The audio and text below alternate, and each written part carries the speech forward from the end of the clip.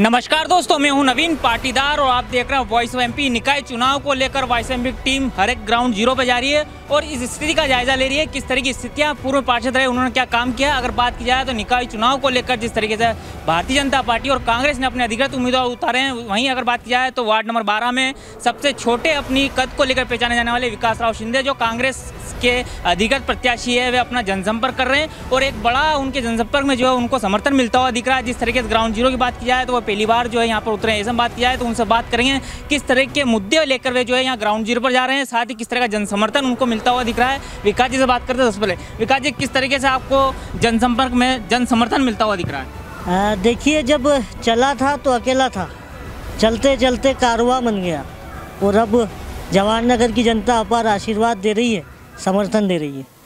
ये प्रेम अपनों का है, आशीर्वाद अपनों का है। इन्हीं के बीच से उठा हूँ, इसलिए लगातार समर्थन मिल रहा है, लगातार आशीर्वाद मिल रहा है। विकास जी, अगर बात की जाए तो आपका एक इंटरव्यू जो सुर्खियों में है कि झोपड़ी और महल की बात आप कह रहे हैं, किस तरीके से अपनी बात रखते हैं? झोपड़ी और महल की लड़ाई साफ तौर पर है। मेरे पिताजी 40 वर्षों से जवाहरनगर में रह रहे हैं, किराए के मकान में रह रहे हैं। आज भी वही मकान 10 बाय 10 का कमरा है और मैं भी अब उसी मकान में रह रहा हूँ। इस जवाहरनगर की गलियों में खेलते कूदते बड़े हो गए। अब मेरे पास कोई महल नहीं है और ना ही मेरा कोई उद्देश्य। मैं अपने हितों के लिए लड़ाई नहीं लड़ रहा। पत्रकारिता में रहा, पत्रकारिता में रहते हुए भी शहर की 40 ही वार्डों के लिए समस्याओं को उठाया, जवाहरनगर की समस्याओं को कई बार उठाया। इसलिए इस लड़ाई को लड़ रहा हूँ। राजनीति ज्वाइन करना उद्देश्य यही रहा कि अगर मुझे अधिकार मिल जाएगा, पावर मिल जाएगा, तो मैं खुलकर भ्रष्टाचार के खिलाफ आवाज़ उठा पाऊँगा। विकास जी, अगर बात की जाए तो आप सबसे छोटे हैं, आपके कद को लेकर भी आप अक्सर सुर्खियों में रहते हैं। किस तरह से आपके मन में आया कि अपनों को राजनीति में कदम रखना चाहिए? ऐसा क्या आपका पारिवारिक बैकग्राउंड की बात की जाए, स्थिति अच्छी नहीं, उसके बावजूद जो है आप जो है ज़मीन पर जाके जो है मदद करना चाहते हैं? किस तरीके से आपको, किस तरीके की प्रेरणा कहाँ से मिली? देखिए, मैंने कहा ना कि शुरुआत कोई एक करता है। राम का भक्त हूँ तो राम मेरे आदर्श है, राम मेरी प्रेरणा है। राजनीतिक पार्टियाँ से तय नहीं होता कि आप किसको आदर्श मानेंगे। कांग्रेस मेरी विचारधारा है, कांग्रेस से जुड़ा हूँ, लेकिन राम को मानता हूँ, श्याम को मानता हूँ, भगवान को मानने वाला व्यक्ति हूँ। भगवान मेरी स्वयं प्रेरणा है और जब क्षेत्र का विकास देखता हूँ, विकास की गति जब रुक जाती है वो देखता हूँ, क्षेत्र की जनता त्रस्त होती है वो देखता हूँ। जब 5 साल बाद वही भारतीय जनता पार्टी के नेता क्षेत्र की जनता के बीच जाते हैं और पिछले 15 वर्षों से जवाहरनगर में तो जा ही रहे हैं, लेकिन ऐसी कोई उपलब्धियां नहीं देते हैं, तो दिल पसीज उठता है कि ये अपना परिवार है और परिवार इतना चिंतित है, लेकिन कोई सुनवाई नहीं होती। तो इस परिवार की लड़ाई लड़ने में इस क्षेत्र में आगे आया। विकास जी, आप तो इन गलियों में खेले कूदे बड़े भी हुए हैं। आज आपने इतना अनुभव कर लिया कि क्या कमियां हैं और किस तरह के नेता इस यहाँ पर काम कर रही है, किस तरह की नगर सरकारें काम कर रही है। अगर बात की जाए तो क्या आप बड़े मुद्दे मानते हैं यहाँ पर कि किस तरीके की यहाँ कमियाँ इस वार्ड में जो आज तक पूरी नहीं हुई? 15 साल से देखें तो एक नहीं अनेक समस्याएं हैं। वार्ड पूरा समस्याओं से घिरा हुआ है, समस्याओं ग्रस्त हो चुका है और इस वार्ड की जनता भी समझती है, बुद्धिजीवी जनता है। ये मतदाता ये स्पष्ट तौर पर समझते हैं कि वार्ड में कोई विकास कार्य नहीं हुए। वार्ड में अगर देखा जाए तो निर्दलीय वे लोग भी सक्रिय हो गए जिन्हें चुनाव लड़ना था। समस्याओं के नाम पर समस्याओं को भुना कर वे लोग भी अब निर्दलीयों के तौर पर चुनाव लड़ रहे हैं। जो राजनीतिक पार्टियों के लोग हैं, भारतीय जनता पार्टी के लोग हैं, वे कह रहे हैं कि मेरे पास विकास की लिस्ट तैयार है, चुनाव जीतते ही विकास के काम शुरू हो जाएंगे। पिछले 10 सालों से भी यही कहा जा रहा था, पिछले 15 सालों से भी यही बातें कही जा रही थी। विकास के काम तो शुरू नहीं हुए। चुनाव जीतने के बाद वो जनप्रतिनिधि इन वार्डों की गलियों में घूमना तक भूल गए। मैं तो एक मध्यम वर्गीय परिवार का बेटा हूँ और प्रत्येक मतदाता से ये कह रहा हूँ, ये नहीं कह रहा कि आपका आशीर्वाद बनाए रखिएगा, मैं तो ये कह रहा हूँ कि यदि आप कोई काम बताओ और अगर वो काम नहीं कर पाऊँ तो जूता आपका सर मेरा, जब चाहे तब चाहे आजमा लीजिएगा। 24 घंटे आपकी सेवा के लिए रहूँगा। अगर कोई काम नहीं कर पाता हूँ तो ये जूता आपका है और सर मेरा है।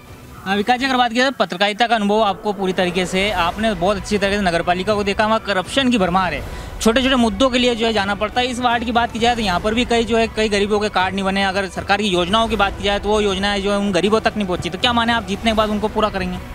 जवाहरनगर सक्षम लोगों का वार्ड है, लेकिन एक बहुत बड़ी शर्म की बात भी यह है कि अब तक जो पार्षद बन पाए, ये कुछ शोषित वंचित लोगों को भी उनका अधिकार नहीं दिला पाए। कुछ लोग, अधिकांश मात्रा में नहीं, कुछ परिवार इस जवाहरनगर में ऐसे निवास करते हैं जिन्हें प्रधानमंत्री आवास योजना की बात हो या फिर आपके आयुष्मान योजना की बात हो, राशन पर्ची की बात हो, नल योजना हो, इन सुविधाओं से भी वे लोग नहीं जोड़ पाए। टीवीएस शोरूम के आसपास जो झोपड़ियाँ हैं, विस्तार में जो झोपड़ियाँ हैं, प्रधानमंत्री आवास योजना से के लिए करीबन कई महीनों से वे आवाज़ उठा रहे हैं। पूछिए इन भारतीय जनता पार्टी के पार्षदों से कि तब कहाँ गए थे। विकास जी, अगर बात की जाए तो जवाहरनगर विस्तार की एक सबसे बड़ी समस्या भट्टा लाइन है। उस भट्टों को लेकर क्या आपकी कार्य योजना है? क्या आपके जो है चुनावी, जिस तरीके से आप चुनाव लड़ रहे हैं, उसमें क्या आपने उन मुख्य बिंदु को रखा? जवाहरनगर विस्तार के लिए देखिए, सबसे पहले तो मैं ये मानता हूँ कि परिषद जो सड़कें हैं वहाँ की, एक सड़क बनी वो भी परिषद के कार्यकाल में नहीं बनी। मेरी कार्य योजना की अगर बात करें तो भट्टों वालों एरियो में जो जगह शेष है वहाँ मैं एक बगीचा और बगीचे के साथ मांगलिक भवन प्रमुखता से बनाना चाहता हूँ। जब हम इसे डेवलप कर लेंगे तो अधिकांश हम एक हद तक ये जंग जीत पाएंगे कि असामाजिक तत्वों का जो रात के अंधेरे में जमावड़ा लगता है वो जमावड़ा लगना बंद हो जाएगा, क्योंकि वार्ड की जनता वहाँ भ्रमण करने लगेगी, घूमने लगेगी। ये करेंगे। उसके अलावा भट्टों की जो जहाँ तक समस्याओं की बात है तो भट्टों के लिए भी मेरे पास एक अच्छी प्लानिंग है, एक अच्छी बेहतर व्यवस्थाएँ हैं, वो मैं मेरे मतदाताओं के बीच में बताऊँगा। क्योंकि आप जानते हैं कि यदि मैं खुला तो ये नीमच की राजनीति है और नीमच की राजनीति में बवाल बहुत जल्दी होता है, इसलिए मैं कुछ खुलकर नहीं कहना चाहता। लेकिन आप भट्टों के लिए मैं इतना साफ तौर पर कह सकता हूं कि भट्टों से भी निजात दिलाने के लिए एक हद तक प्रयास करूंगा और इस स्तर का प्रयास करूंगा कि हम उसमें भी जीत जाएंगे। तो ये थे विकास राव शिंदे, जो कांग्रेस के अधिकृत प्रत्याशी वार्ड नंबर 12 से, जिन्होंने कहा है कि उनकी कार्य योजना, उनकी जो रणनीति है वह गुप्त तरीके से चल रही है। वे अपने अपने हर एक कदम पर जो है अपनी तैयारी कर रहे हैं। साथ ही अगर बात की जाए तो जिस तरह देख सकते हैं कि मध्यम परिवार से जो है कांग्रेस ने उनको यहाँ पर उतारा है। वे इस गली में पले फूले बड़े हुए हैं। ऐसे में बात की जाए तो वे इस गली की हर नब्ज जानते हैं, कहाँ पर कैसा वोटर है। दूसरी तरफ अगर बात की जाए तो जिस तरीके से आप देख सकते हैं किस तरीके से इनके साथ एक जो है पूरी टीम काम कर रही है। महिलाओं की बात की जाए या पुरुषों की बात की जाए, युवाओं की बात की जाए, तमाम जो है इस ग्राउंड पे जीरो पे उनको मजबूती से और समर्थन दिलाने के लिए घर घर जा रहे हैं और रात को भी प्रचार प्रसार कर रहे हैं। ऐसे में और बात करेंगे समर्थक जो है हमारे साथ मौजूद, उनसे बात करेंगे। विकास राव की दावेदारी को लेकर जिस तरीके से उन्हें ठोकी और उनको प्रत्याशी घोषित किया, क्या मानते हैं कितने मजबूत दावेदार? विकास भाई जवाहरनगर को लेकर हमेशा सक्रिय रहे। अभी तक मैंने देखा है 15 वर्षों तक बीजेपी की पार्षद यहाँ पर रहे, तो उनको होते हुए भी जवाहरनगर के कुछ लोग जो उनसे जुड़े हुए हैं अपना काम उनके पास नहीं जाते हुए विकास भाई से करवाते हैं।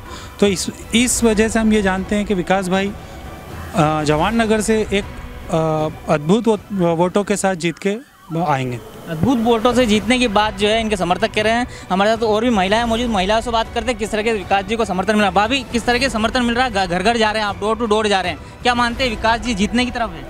हाँ बिल्कुल, विकास जी को जीतना ही चाहिए। हमें इस बार जवाहरनगर से ऐसे ही युवा प्रत्याशी की आशा है ताकि वो हमेशा अपने कार्य के प्रति सक्रिय रहे। विकास जी जो है न छल से, न बल से और न धन से, वो जीतेंगे अपने कर्म से, मेहनत से और पूरे जवाहरनगर का विकास करेंगे और उनसे हमें यही आशा है। तो जवाहरनगर के विकास की बात की जा रही है और कैंडिडेट का नाम भी विकास है, जिस तरीके से बात कही। साथ ही अगर बात की जाए तो समर्थकों से हमने बात की, हमने खुद उम्मीदवार से बात की, क्या मुद्दे उनके हैं, किस तरीके से वो इस चुनाव में कूदे हैं, चुनाव के रण में कूदे हैं और किस तरीके से अपनी बात रखेंगे। मेरे सहयोगी संजय बैरागी के साथ नवीन पाटीदार की खास रिपोर्ट।